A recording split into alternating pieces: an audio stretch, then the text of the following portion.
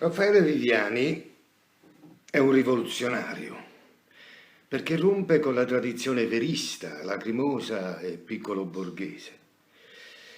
Vi voglio fare un esempio. Mettiamo a confronto, così per gioco, il mondo di Viviani con quello di Salvatore Di Giacomo, il massimo esponente della corrente verista napoletana. Dunque, siamo in un vicolo. Al primo piano di questo vicolo succede questo. Di Giacomo dice così: l'altro giorno, cociato, facette da finestra una lastra appannà e che a punto d'udito scrivette: ah, che bene va voglio, onna ma. Dopo scritto, onna ma, va sicuro, mi sentetti in te gambe chiare e appuyata resta in faccia un muro senza manco coraggio di parlare. Come mai m'era tanto azzardata? Come mai m'era ardita così? Se con voi uno scornuso c'è stato, non ce l'ho, sto scornuso son io. Dopo poco non sono facette, mi sentette, voi giuro di morire, tu scriviva.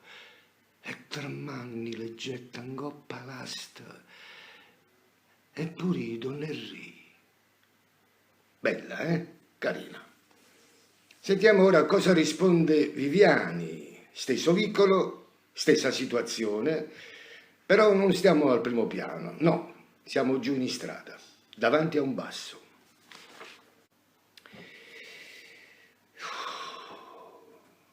Ogni volta che vega Angiolina sciacqua i panni in da tina calata,